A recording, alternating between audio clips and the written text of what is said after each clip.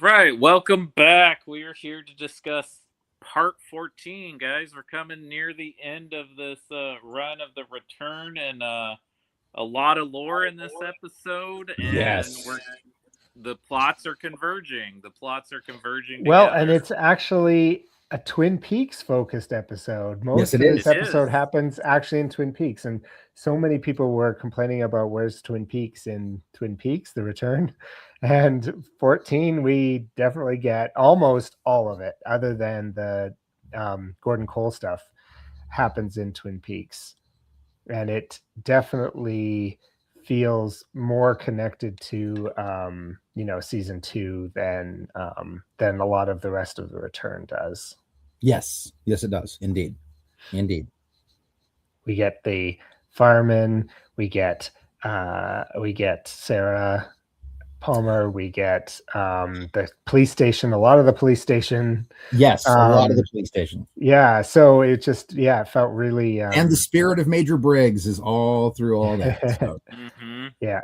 So we do get a lot of Twin Peaks in this episode, which was kind of a nice coming home. And I'm not a person who complains about how little the return happens in Twin Peaks. I like so much of all the rest of it, but but it is nice to have a lot of Twin Peaks stuff here. Indeed. Yeah. But we start in South Dakota and but Gordon's on the phone with the Twin Peaks Police Department, and Twin Peaks humor right there. You been there this whole time, Lucy? Well, no, I go home and I've been on vacation. Yeah. Yeah, I mean, like it's like you said, for those who complained about the lack of Twin Peaks or the feel of Twin Peaks, this episode is definitely a good episode for them. It has that style of humor. It's all, again, really focused on the Twin Peaks team. And again, although my favorite stuff in the return is still the Las Vegas contingent, it really is my favorite. This is a great episode. This is a really great episode. And again, just getting to hear, Kimmy Robertson's voice and David Lynch's voice on the same phone call, like that's just joy. Like it really is. I love that little moment so much. It's so perfect, and I could listen to the two of them just talk about whatever, and it would be great. Yeah. And I love how steering away from the Twin Peaks bit a little bit, because we'll talk a lot about it, but I love how he mentions that he had another Monica Bellucci dream, because who doesn't? Which is on point for David Lynch, just as a person, because I'm like, Monica Bellucci feels like a David Lynch woman she should have been in a David Lynch movie. If he would have talked about his dreams during the run of the Twin Peaks series, it would have been the Isabella Rossellini dream, right? Can we all agree on that? True. I had the Isabella Rossellini dream again. She was wearing blue velvet. What does it all mean? Albert's like, because he must have heard 50 of these things. Yeah, it's one of those things where I love a joke where you add the word again to something. Yeah. Because you say something ludicrous, and when you add again to it, that just instantly makes it funny, because now we know that there is precedence that this is not the first time. Right. And I will always be a sucker for that joke setup. Like, you throw again on something, I'm like, son of a bitch, you got me. I'm in. I'm absolutely in. But the fact that he would have reoccurring dreams about Monica Bellucci, you're not shocked. Like, when you hear that, you're like, that really is on brand for Gordon Cole. Like, he absolutely would. Well, and you kind of wonder how it came together too. Like, I wonder if he just happened to if he was in Paris and she was in Paris, she's just like, come and let me film you for the afternoon. Just meet me at a coffee shop.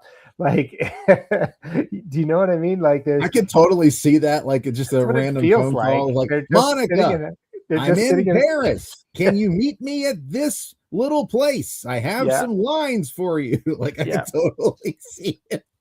Yeah, and she just had her people with her, so he filmed them. That's it. Yeah.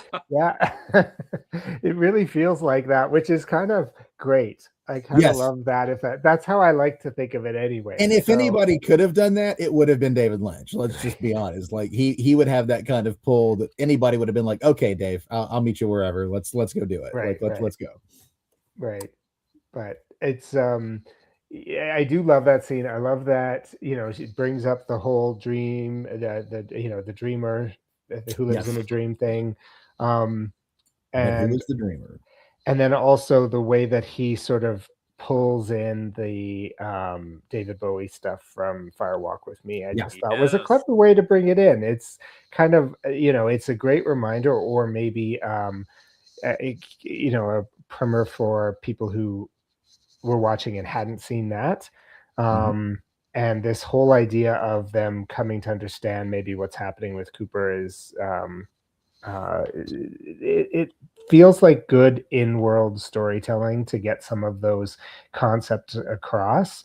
We have he holds her hand a little bit, maybe like by actually narrating. He pointed at Cooper and said, "Who do you think this is?" Like it's a little more hand holding than we're used to from Lynch, but it's maybe a good little catch up to help us get to how they're figuring out what's going on. Yeah, and I mean, I don't, because this came out in 2017, so I don't know, like, if he's like reminding people, but also if he's like being aware there might be people watching it that had not seen Fire Walk with Me. Mm-hmm. And they do. It feels like that. It feels like a little, like, here's just one little lifeline I'm going to give you in case you didn't see this film. There's this one scene that really sets up what this whole thing is about. So I get it. Like, in the context of you have to make something for everybody, not just for the Twin Peaks fans, right? So you've got to have those little moments like that where I'm like, okay, it's fine. And also, if you think about it, Tammy, from her standpoint, she's just learning all of this. So it makes sense that Gordon would be a little more thorough with her since she's just new to the team, like getting it across. Like it's one of those things. You're right. It's not common for David Lynch to do that, but for some reason, every time I watch it, it never feels off to me. Like, it's just kind of like, man, he really does like verbatim say what really happened in that scene. It doesn't come off with the thing that is very much happening in a lot of fandom culture, where it's not a fan servicey thing where you're like, hey, remember in this thing that you love? Mm-hmm.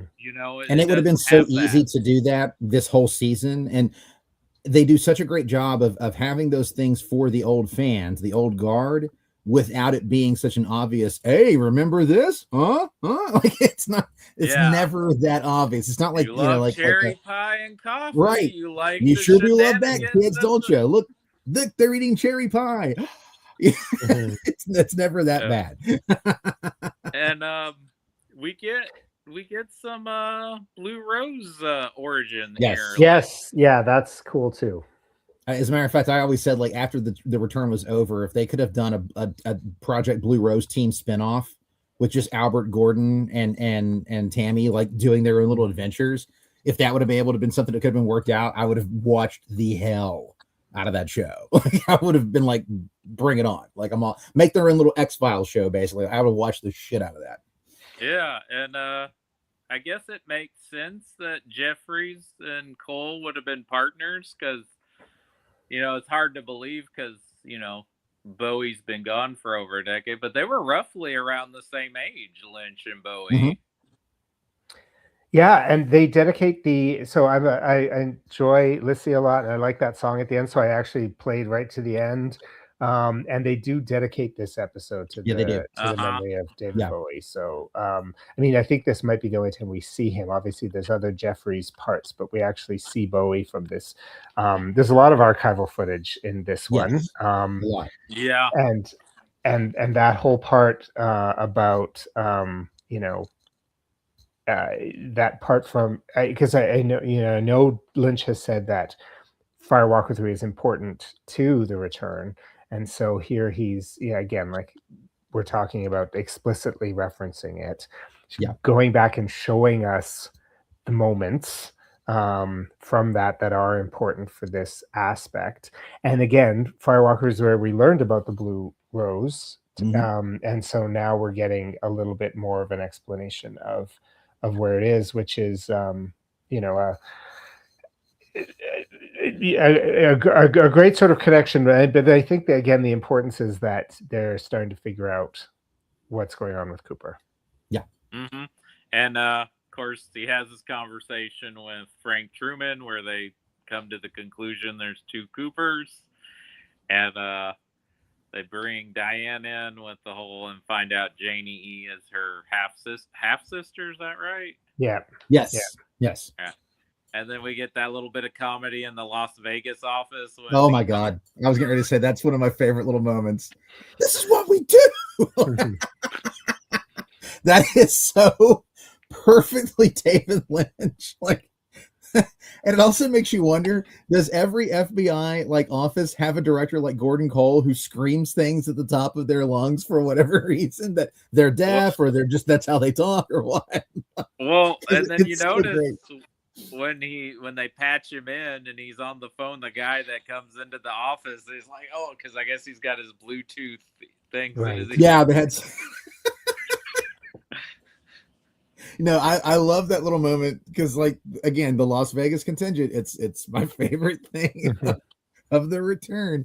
And it's just a great little moment, great little flash over to that scene. It's perfect. Like it's perfect. I love just the delivery of dialogue between those two guys in that office is hilarious. It's perfect. It's perfect Lynch. It's perfect Lynch, and it just works. Well, one of the things that made me think about was, and I mean, she does say that. I mean, first of all, there's a bunch of things going on with Diane. She's a tulpa. She's, she says she hates her sister, her half sister. So, like the thing that the fact that her sister is married to a guy who looks identical to Cooper, you'd think that may have triggered something for Diane, but maybe not if they are that estranged that she doesn't even look at photos, family photos or something. Or maybe because she's a tulpa, she has information on what's going on. I mean, she's working with Mr. C, so maybe she is aware of who Dougie is. I don't know. And I was thinking about that. I hadn't thought about that before in terms of watching this episode. Like, does she know who Dougie is, or is she just that unconnected to that it's just not on her radar at all? Like, I don't know how long they've been estranged. Yeah, I don't think there's a wrong way to interpret that. I think you can go either way with that. Because the question does become, if you are a tulpa, if you're a doppelganger, like, do you have the complete memories of the person that you are a copy of? Or is your memory knowledge like limited to a specific time or a specific place, or you're only given what you're given and that's how you go from there? Like, does Mr. C fill her in on everything and that's all she knows? I don't think that's the case. It feels like when she sees Cooper, when she sees Mr. C in prison, there's a reaction there that I don't think is a tulpa. There's a reaction there that I think is real Diane. Right. And so I feel like that, maybe kind of answered my own question there. Like, I think they have pretty distinct memories, but then again, it might be only big core memories, things like of a very traumatic nature. Now, being estranged with your sister may not be something that would be that big of a thing, but obviously what happened with Cooper obviously was. So I don't know. It's an interesting thing, and it's interesting that Diane is a blonde, Janie E is a blonde. Janie E has her version of Dale Cooper. Diane had her versions of Dale Cooper. Like, again, kind of playing off of the doppelganger thing. Like, it's just one of those neat little things. Just a little. Well, and I imagine Mr. C planned it somehow, like that. It's not just coincidence that. Yeah, I don't think there's any coincidence at all in that. No. For some reason, highway. No such thing as a bad coincidence. For some reason, he felt like he wanted this.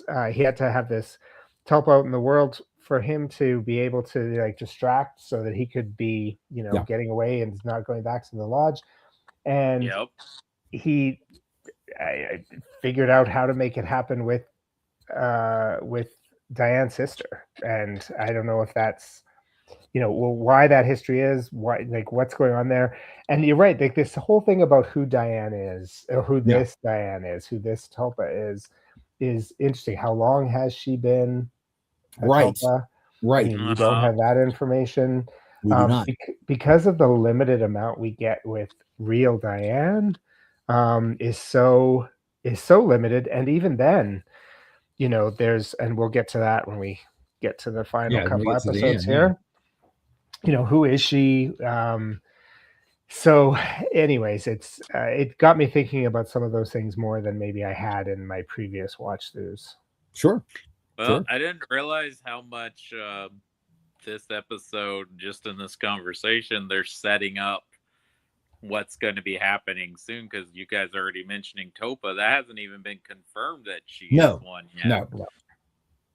No. But you can feel something's probably off, and I feel like Gordon and Albert already know, or they at least suspect something's up. Well, I think it's interesting because there's this trope, this idea about, they've figured out this aspect, but like they figured out there's multiple Coopers, but they haven't figured out that there's multiple Dianes, or that this isn't the original Diane, right? So they haven't figured that out yet. So that's an interesting thing that's sort of going on in the background of this part as well.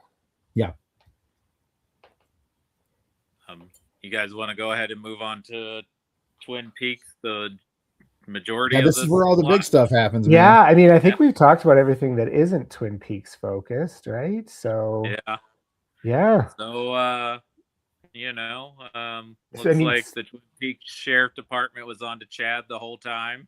Yeah, so much of the original show was set in the Sheriff's Department, and so this episode again felt like there's been other episodes where there's been stuff going on in the Double R, for example, right? We've seen lots of that, but this time is probably like really feels that we've been in the sheriff's station before during the return, but this one just felt so much more like, especially season 2, I think. Well, it's seeing the guys work together to do something good, right? Like that's a big thing that you always remember seeing. Like they're always there looking out for each other. It's one of the things we love about the positive the displays of positive masculinity you get from the Twin Peaks Sheriff's Department in seasons 1 and 2, and we see that again here.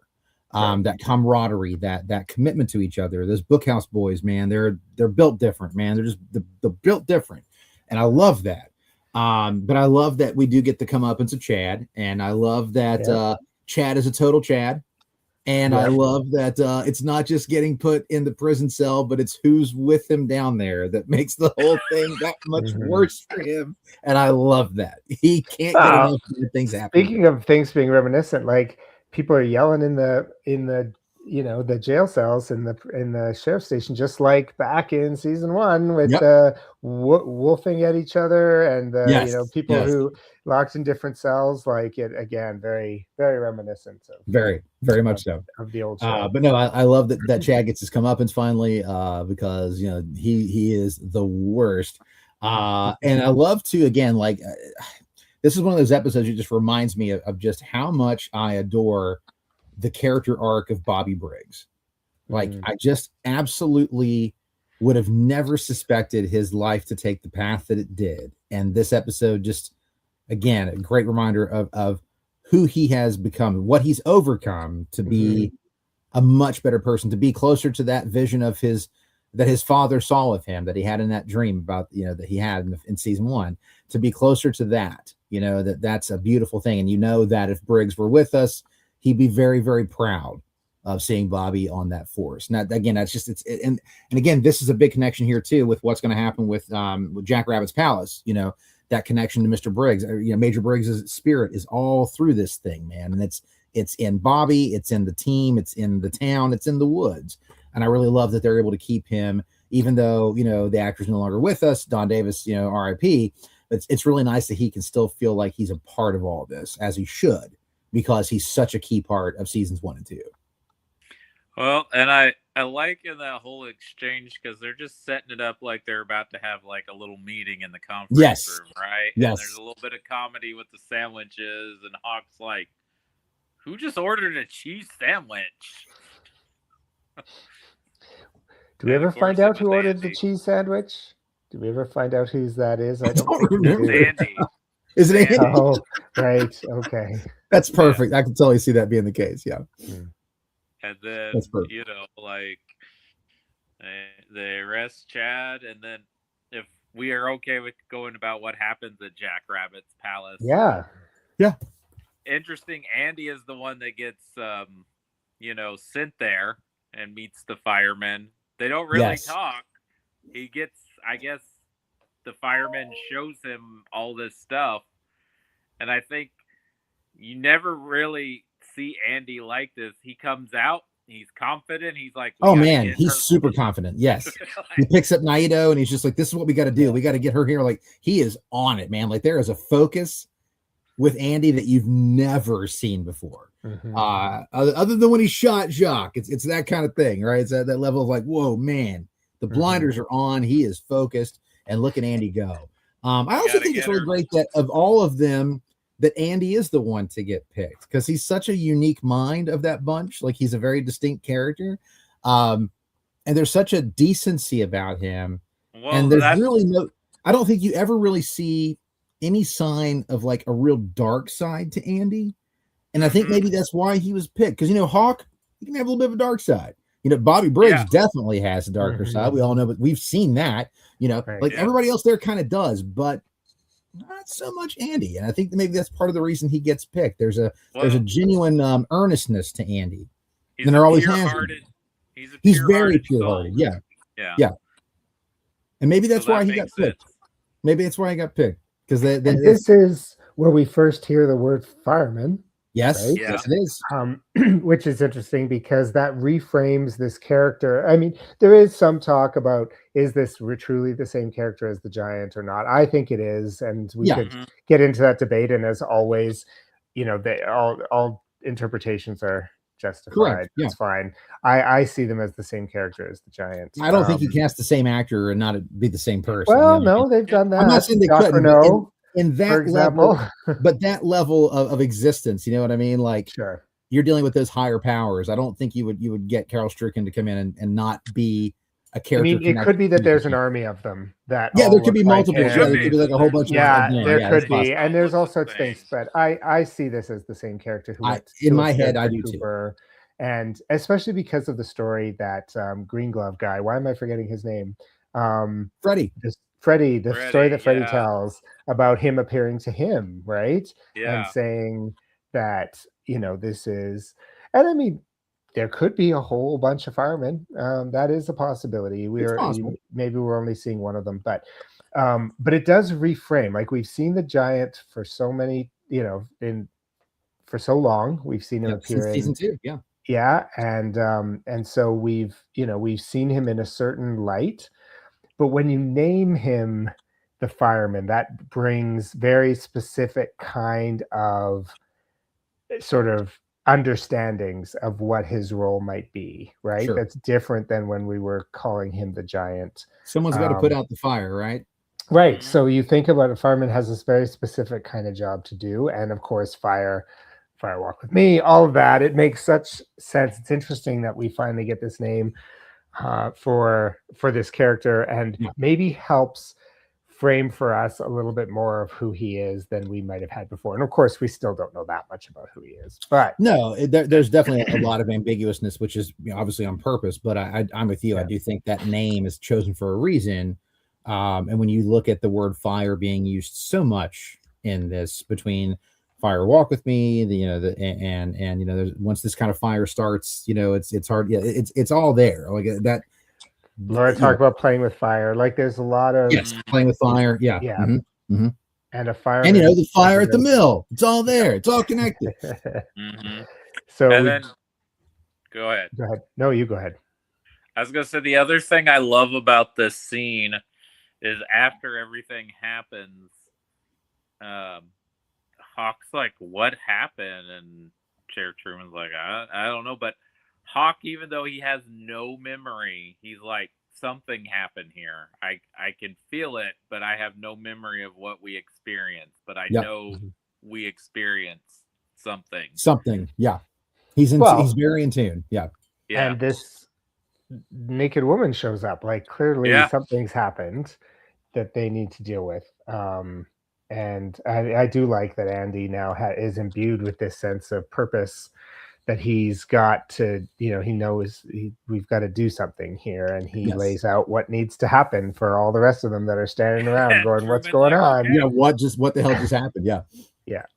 Yeah, it's really great. And again, I love that it's Andy who is the one who's chosen. I love that so much. I think you're right. I mean, I think it comes down to his innocence. His innocence isn't the right word, but maybe it's just the pure heartedness. He's very pure-hearted. He's very Andy. altruistic, and Yes. in a lot of ways, very very Cooper-like. If you think about it, Right. that positivity and everything. Like I really love that about Andy. It's why we love Andy. So I just feel like the fireman was like, you know what, that's my guy right there. That's my guy. I'm gonna pull him up here. Well, I can trust him. And in juxtaposed with how Freddie tells this story about meeting the fireman, you get the similar sense about Freddie. Like, we don't know Freddie that well. We're just introduced to him briefly before. We get the most of him here. We're going to see some more of him in a little bit. But you get the sense that he is very much this kind of a guy too, right? Yes, you really do. Seems like a very trustworthy, nice, honest person. And he's someone who understands that James is cool. So you know what? We like Freddie. We like Freddie. Also questioning James, he's like, because he's like, we got to do this, and then we'll go to the roadhouse, and he's like, who's playing? I don't know. And he's like, oh, you want to see Renee? He's like, but she's married. Yeah. Yep. No, I do think there's something there that the fireman chooses people on that level. And again, why would he choose Cooper? Because Cooper is a very altruistic and very, forthright and very, self-sacrificing person.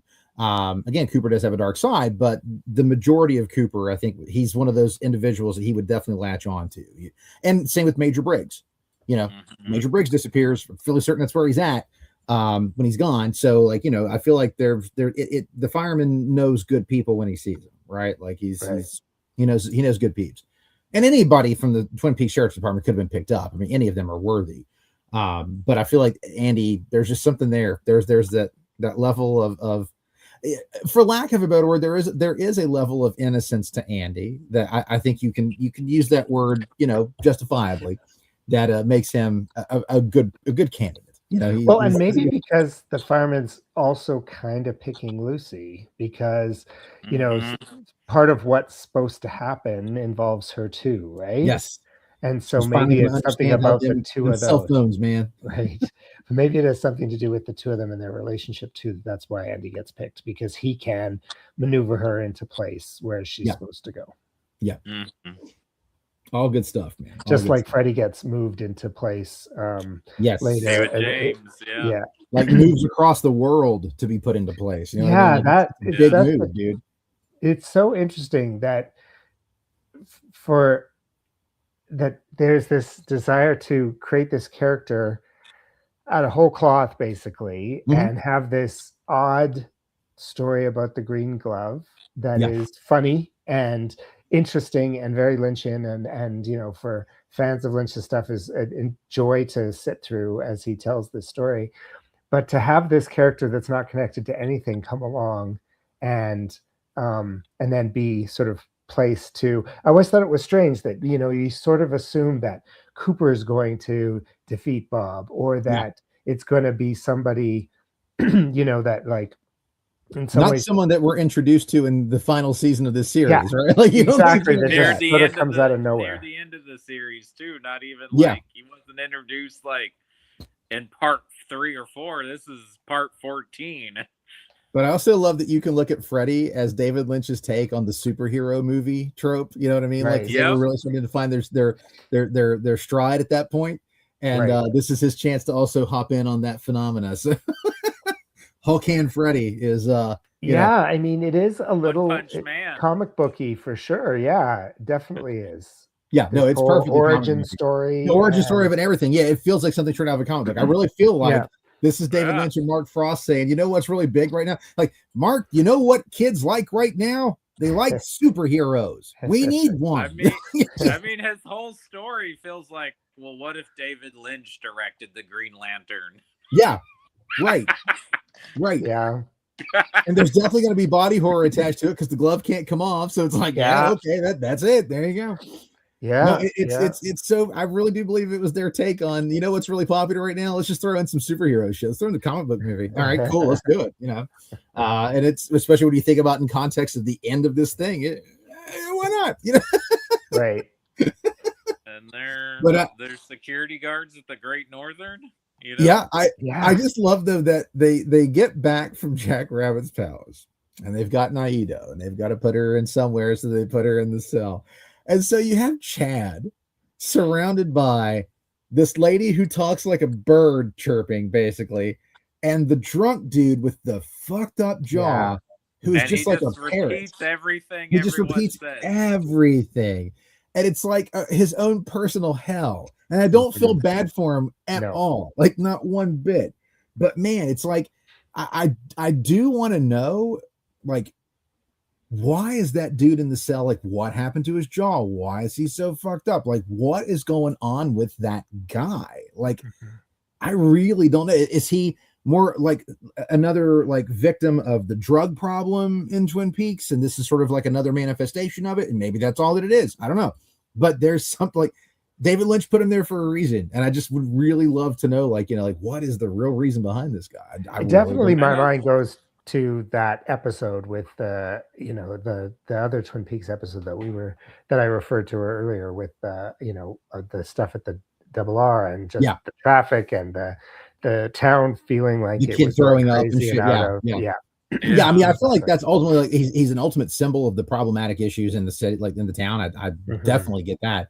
But I just wonder if there's like, if there's a little more to it or not. I really don't know. Like it's that he is so distinctly done, like with the jaw and the goop and all that. Like and then the dripping onto the floor too. Yeah. Like the blood. It's all there. Like it's purposefully done. So I'm just like, man, like I would really love to know like what else he was thinking about there.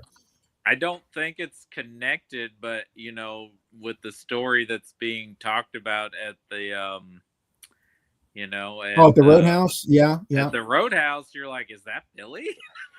I did kind of think that at one point. Like I did kind of wonder if that was Billy. I remember thinking that too, but these are the same names that Audrey's been talking about too, right? So exactly. We've talked about the Roadhouse maybe being, again, the Roadhouse is outside of Twin Peaks. It's a sort of a meeting place because like it can be a symbol of timelines, converging or being, yeah, exactly. So I'm still wrestling with what I think is going on in the Roadhouse with each of these little moments, but this episode is very specifically referring to the same names, the Tina and the Billy that Audrey has been throwing around, and that we're going to see again her reconnect to here briefly. But I thought about that too. Like I think original watch, I remember thinking, is this the Billy that they're like when they start talking about him bleeding out of his face? Oh, is that the guy in the jail? And maybe, who knows? Maybe it is too. Yeah, because I don't think we get a name for jail bleeding guy. I don't think we get a name. I don't think he's given a name at all in credits or anything. I don't think so at all. I think he's just like guy in cell or something like that. Like I don't think he has a specific name. But you're right about all the body horror in this episode for sure, because obviously there's Naido as well, and her face is such a weird and crazy looking thing. Yeah, it's blah. Again, we'll find out later who she really is. Right.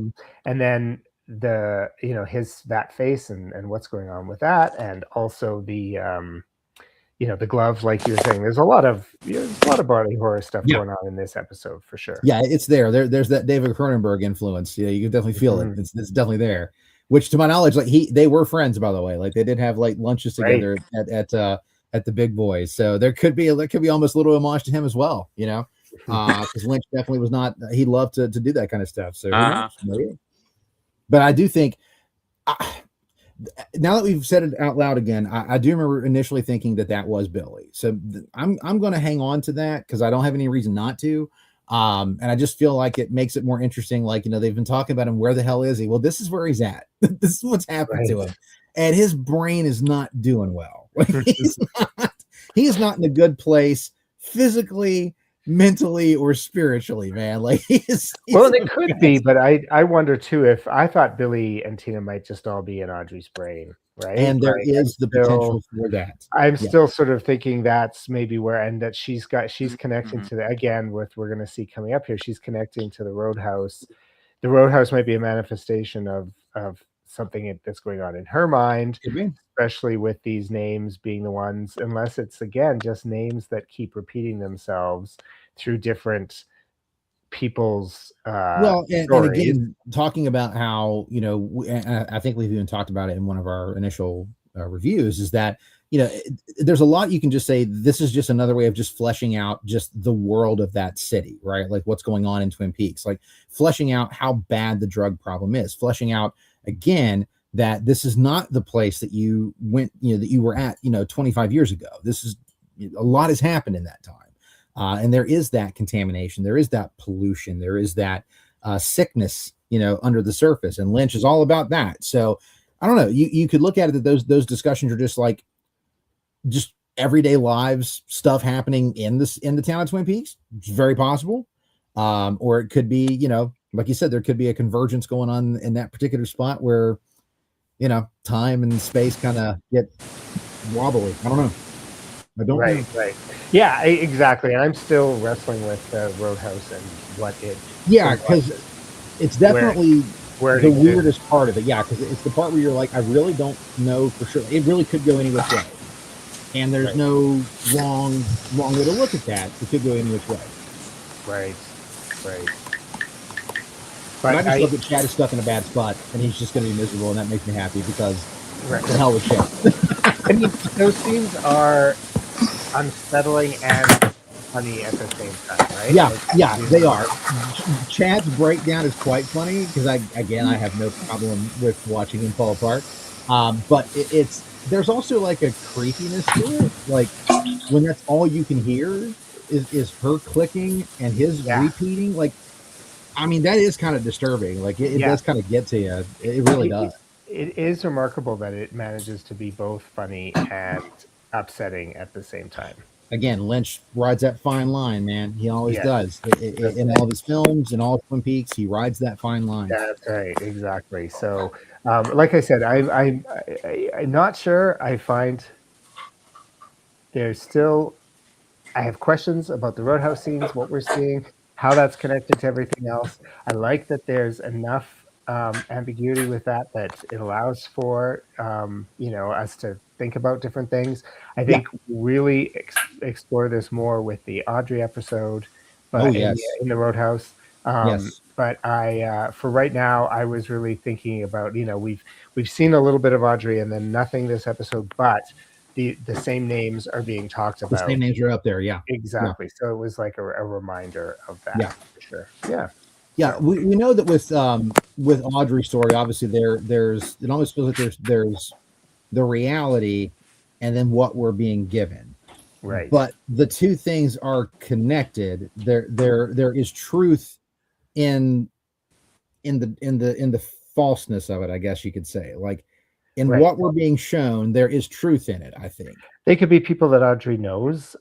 She really does know. Exactly. Right. That's why I'll stick with my initial thought that it is Billy down there, and it's an interesting place that know, where that goes. So it makes as much sense as anything else.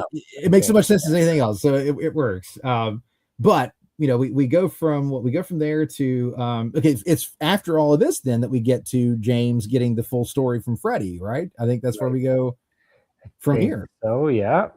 Because James does the security work and Freddie's there working with him. And this is where they're sitting outside on a break and Freddie tells him about this crazy ass dream. And then once again, we're talking about dreams, you know, like it's I hope Cody can hop back on. But again, we know that obviously dream logic is a huge thing with David Lynch, and this continues to be a big part of this.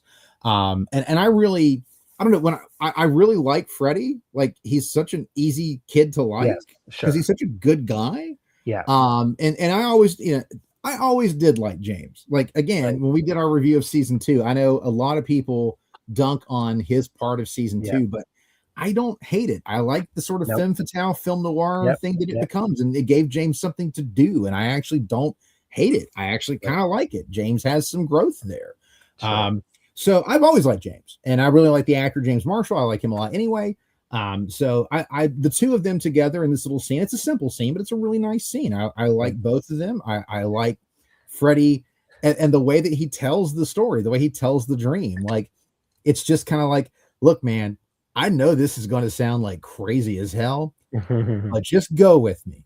Like I'm going somewhere with Well, and you'd think if that happened to you in your life, you'd want to tell somebody about well, it. yeah, of course. Right? Like, you wouldn't made a big believe jump what from happened. living in the UK to now living in Twin Peaks. Like, you'd want to tell someone maybe, like, why the hell am I here? Right? It's interesting that it's not James that was given that role, though. It's interesting that James is just the conduit for this character to be introduced to us. Because don't we see Freddie when we see James earlier? I think we see him with along. And it's a real quick blink and you miss it moment. He does have the glove, like it's there. You truly do see it. But if you're not looking for it, you could easily miss it. But or it would just become one of those things like your brain's like, did I see that? Nah, I didn't see that. You could see a world where James has, in the missing 25 years, has found, had the dream about the glove and was returning to it, was told to come back to Twin Peaks and, be there and ready to deal with this sort of thing. And in some ways you'd think that would almost make more narrative sense in a number of ways, but maybe that's why it's not the case, because that's not what Frost and Lynch are interested in, but yet he's still the conduit for us to meet this character, understand who they are, and then set them up for being in the right place at the right time. And and James, for all of his faults, James was a good guy. I think we can all agree with that. For all his faults, he's a good guy. And I really appreciate the fact that he would be kind of like taking Freddie under his arms, and being like, hey man, you're not from here. So you need a friend. I'm here. Let's go out. Let's have some lunch together. Let's just kind of talk, and James would be that guy, he really would. And I really like this scene with the two of them. I like their friendship. I also like that, like, Freddie tells him this crazy dream and shows him the glove and everything. And James doesn't like judge him or anything. He's not like, dude, what the shit? Take that thing off. That's stupid. I'm not hanging out with you. Like, nope. He's just like, all right.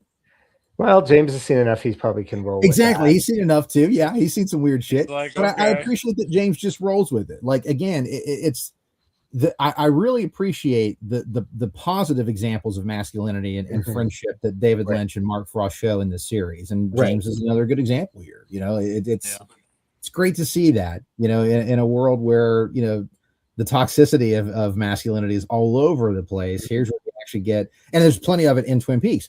But it's nice when you get those reprises from it and just reminds you that there are a majority of the people in the world are good people. I thoroughly still believe that. And this is just, I think Lynch and Frost are definitely juxtaposing the two, giving us the examples of those, purposefully. That I think that's definitely there. And we're seeing the two of them exist together in Cooper, right? We're seeing the dark side and the light side together, and being physically separated and then brought back together. So there's which is still coming up, and for many people at the time was too long in coming, but I think in terms of rewatching it makes so much sense how all of that is coming together. But we see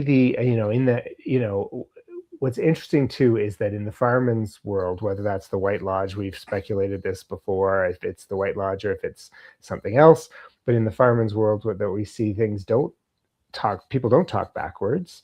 There is the little bit of backwards filming with the smoke, but more just as showing it coming out and informing Andy and then sort of returning. But we do see Cooper split into there in those visions. We see the vision. Yeah. So again, a lot more is starting to come together, starting to be explained. We're at part 14 of 18 parts, so we are getting things coming together and being tied together. So this is also too where we get further confirmation about that humming noise that we've been hearing in the Great Northern. Because after their little discussion, we see James trying to figure out where this hum is coming from. So we've heard it, in Ben's office. And now we're hearing it in another space. This is all, again, going to be very, very important. We don't know it right now, but it's going to be incredibly important.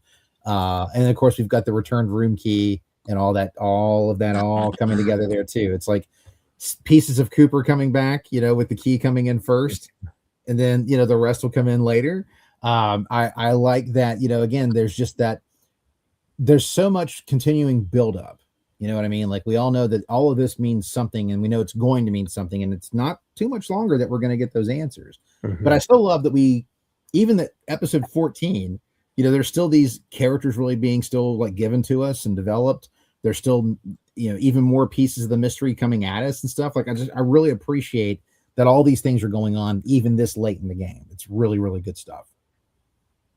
Yeah, and I mean, I don't know if the humming is part of it, but when they mention I got to go check on the furnace, it's like they know something's kind of creepy with that furnace. Like, yeah, you can go check on it. I don't want to go near that thing.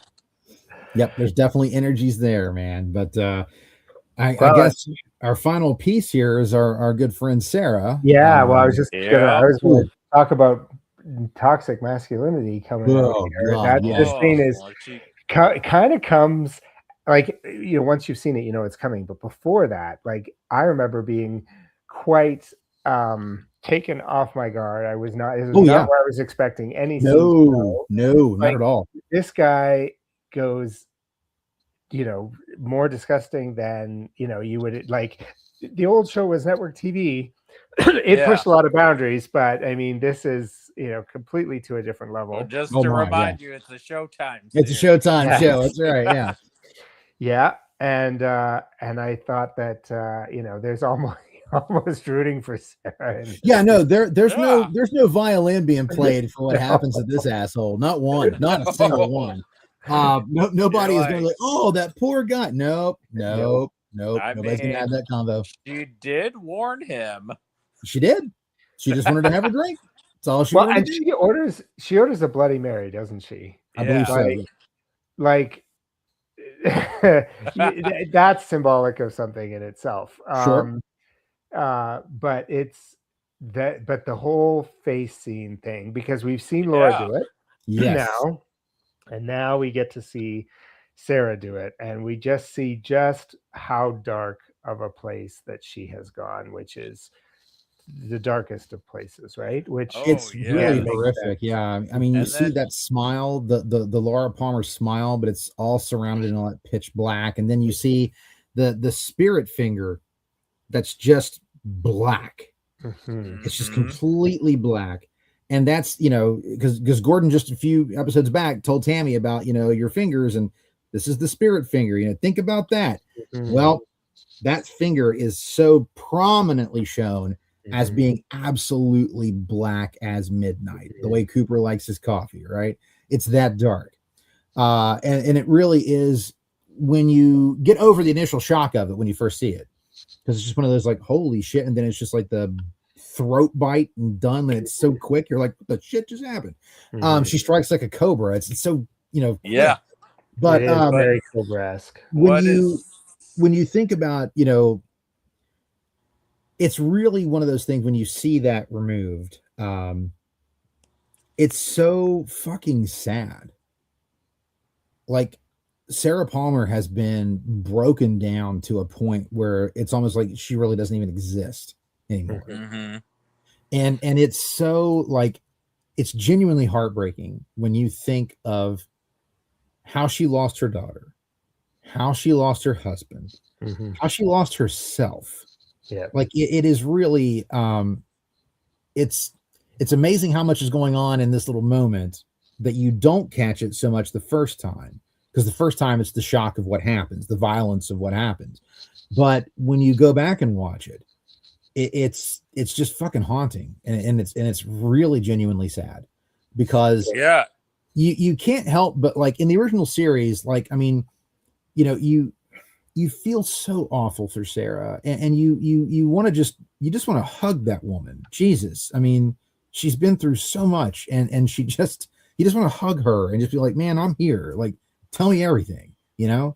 And to see her at this point, you know, where even Hawk went by, you know, after the convenience store, you know, situation, and it's like she has no connection. She's just got no connection to anyone. People who are reaching out with kindness, no connection. Hell, she gives this guy more of a time of day than she gave Hawk, who actually came by because he genuinely cared about her. You know, this guy, she gives way more time, definitely more attention when it's all said and done. And, you know, that there we are.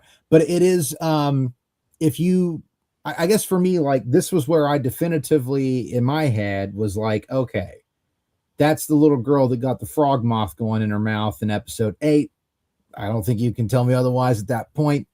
And this is where I was also very much like, this is where Judy's hiding. This is where Judy is. And I might be wrong on that, but for me, it just, whoa, like every time I see it, I'm just like, God, I don't doubt it anymore at this point. Because it just feels like at this point, there is no Sarah Palmer. She's a fucking shit. It's what's really inside that's pushing her. It really struck me after just the shock and awe of like that whole exchange is, you know, after it happens, the immediate reaction of screaming like she just sees a dead person on the floor, which feels like, okay, is that Sarah coming out? And then after the conversation with the bartender, it's like a whole other person. So it's like, yeah, I guess we'll see what happens, huh? It's hard to explain. I don't think it's Sarah at all. I think it's Judy just playing up the trick and just being like, oh, I got to make sure they don't think I did it and get the hell out of here. Like, I think it's her the whole time. But like, I really do. I think it's her the whole time. That final line she says to the bartender, you know, it's like, oh. Yeah. Yeah, I mean, I think it's commenting again in the way that Twin Peaks does about the horror of domestic violence and just how much it has, just how horrifically it's left. All of that has left Sarah. Because you're right, like the things that she's gone through have been just so horrific. I mean, you can see the moth thing as symbolic as well. Like, I know we've gone, you know, we've had lots of discussions about the literalism versus symbolism in this, and the way that they overlap on each other, and the way that Twin Peaks uses both to, you know, tell its story, and comment on the real world, and you know, you could see the moth thing as, you know, more a symbol of child abuse. And I think you're right. I mean, I think I see Sarah, that character as Sarah, and so, you know, she's, you know, just been victimized throughout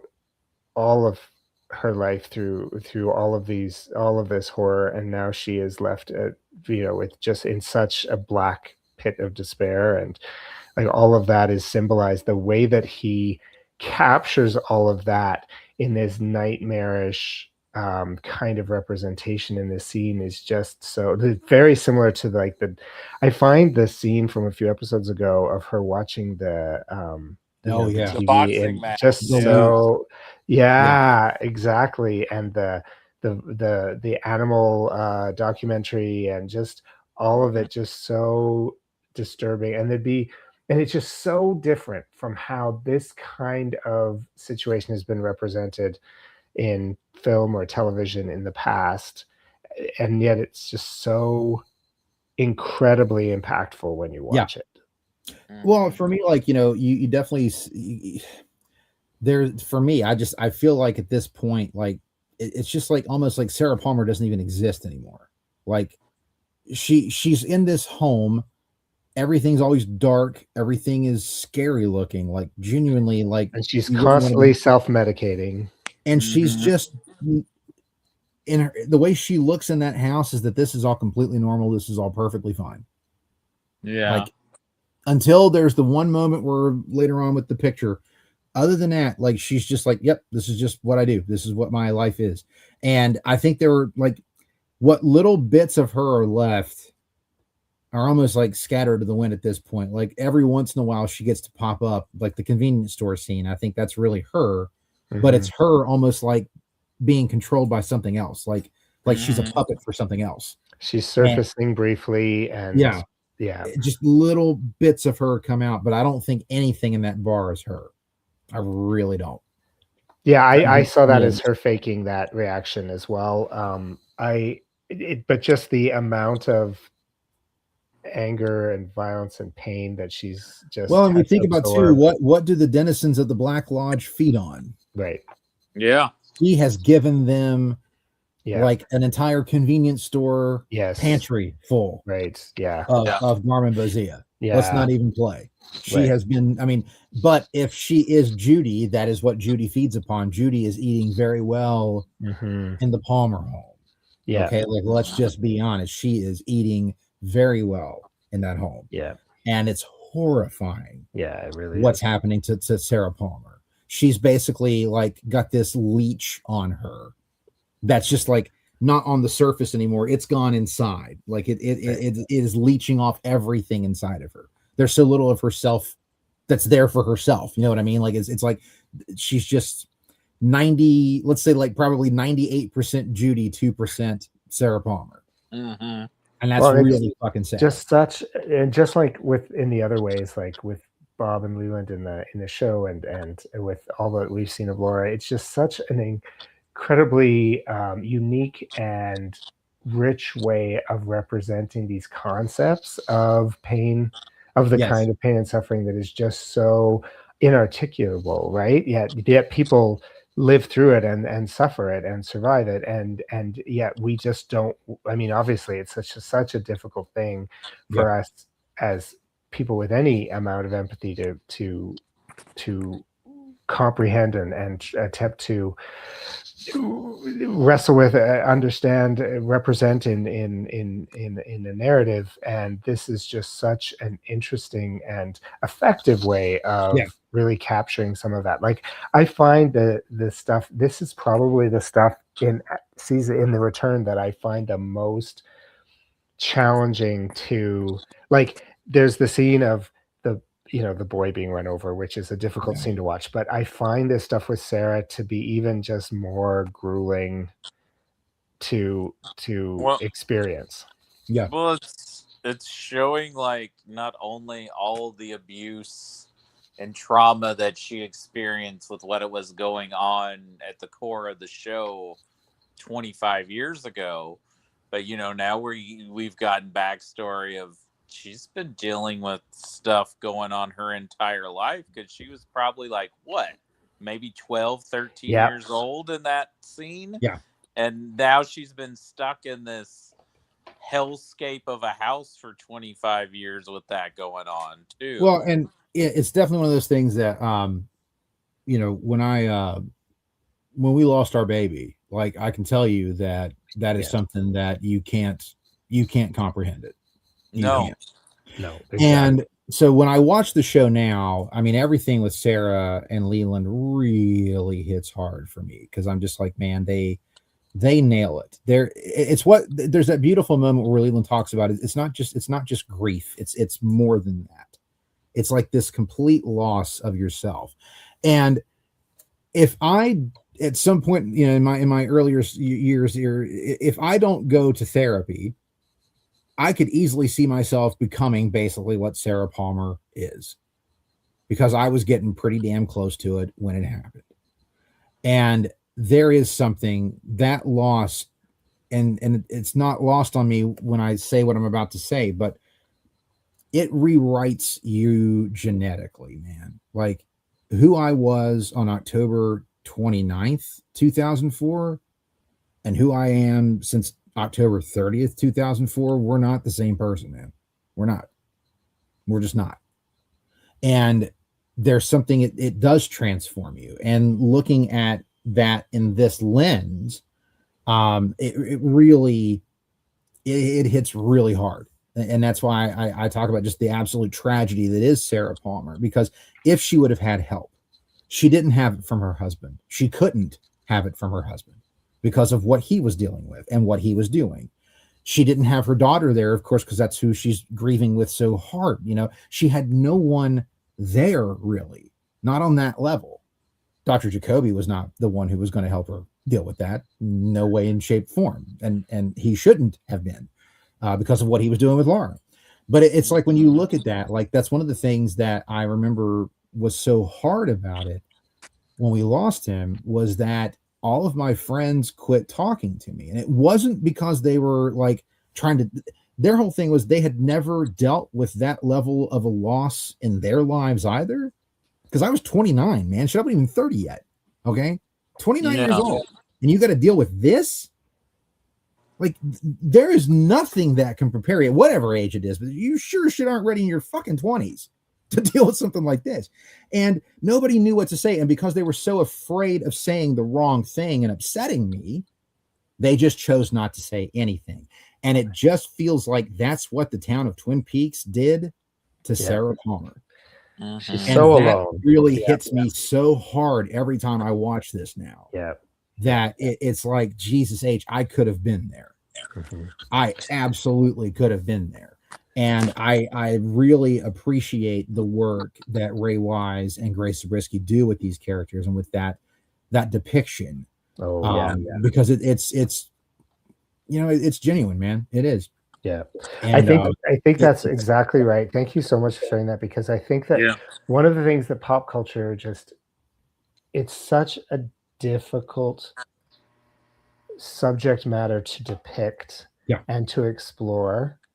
And I think that, again, what amazes me about the way it's handled here is just how raw and honest it gets, in a way that maintains the narrative and keeps it it balances it maybe with everything else that's going on.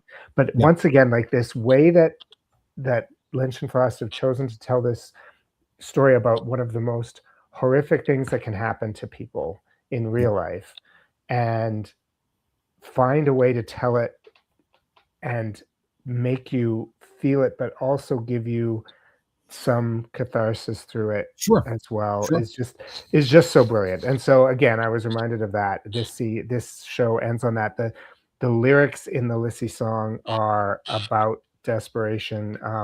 You know, it's interesting because the performance of it is not presented that way, but it's just it was perfect sort of way to wrap up this episode, for sure. No, it is. It is. It's a really powerful episode. You know, not to get into anybody's feelings, because I don't have that quite level of grief or trauma, but it is the wild, wild west. You know, it's new territory. You're going. There's no rules, and there's nothing to rely on. Like, and there's not, and as you said, the isolation of it, like, and so many people who've had have experienced really horrific losses have talked about that. It's certainly, sadly, not something that's unique to your situation. No, it's not. And you can ask any parent who's gone through that. There's just that it just happens, you know, whether they do it themselves or their friends do it. There's no fault, you know. Nobody knows how to process that. Right. Nobody. That's right. You know, I think what I really appreciate about what Lynch and Frost have done with it all, though, is that even in the name of entertainment and in the name of whether you're looking at it from the drama or the horror, they never cheapen it. No. It's never done for shock value. It's always from a real sense of person and a sense of soul. Yes. You can't fake that. It's why, you know, in a series that's kind of related to Twin Peaks, definitely inspired by it in its own way, my favorite character in Stranger Things is Hopper, because he went through the loss of a child.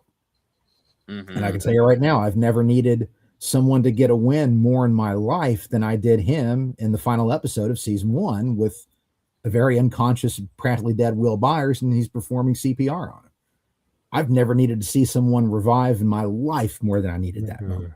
And the sheer catharsis that I felt through that, I cannot explain. I can't express it. So I always appreciate when you're looking at a situation like this that you have to have you have to have some form of truth. It can't be played as a caricature. You have to have some form of truth. And everybody has their traumas. I'm not about to say that mine's worse than everybody's. No, everybody's got trauma. Shit. You can't compare. You can't compare. Exactly. That's apples and oranges. Yeah. And you can't. But what I appreciate is I am certain that Grace Zabriskie either has had her own personal trauma or knows someone who has a very similar kind of trauma that she was able to translate into these performances. Yes, she's excellent. She's excellent. No, she is. She's excellent. A lot of people laugh at Sarah Palmer in seasons 1 and 2 because she is very soap opera melodramatic in some ways, but there's a truth behind it. There's a reality to it that I was never one of those that phone call. It's pilot episode. That phone call. That is just every time punches me in the gut. I mean, It's a gut think punch every that's a time. genuine reaction anyone would have in that circumstance. She's so good in that scene. She's so and Ray Wise as well. I cannot say enough good things about Ray Wise. Down in that lobby, there. Yeah. Lynch and Frost are being honest about the fact that there's not always going to be happy endings to things. Yeah, and I think that's the other side of it, because that's the other thing that drove me nuts, is everybody's trying to like come up with answers, and then you go to church and they're like, well, there's a grand plan for everything, and I'm like, really?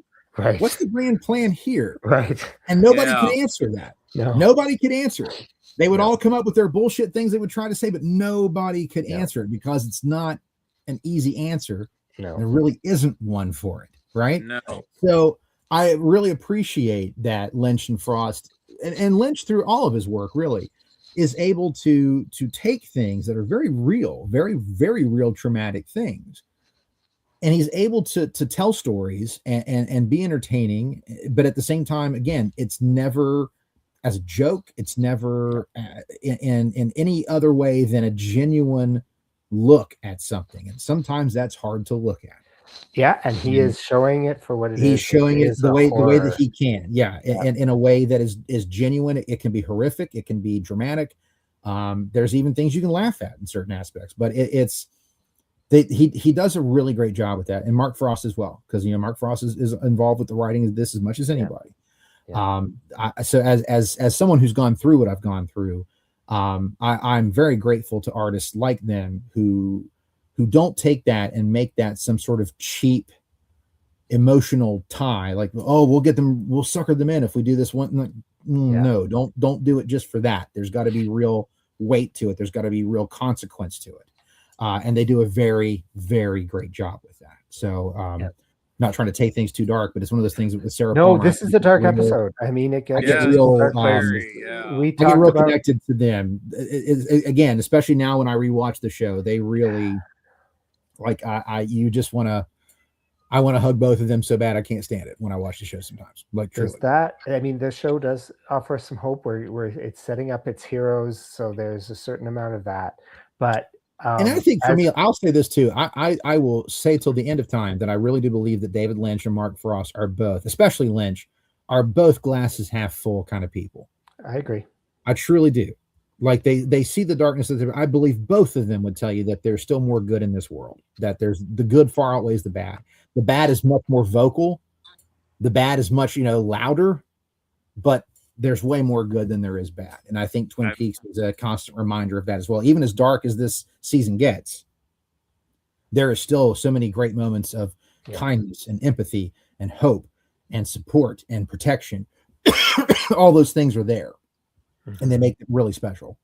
Well, I mean, you talk about, filmmakers who often work with a similar actor a lot.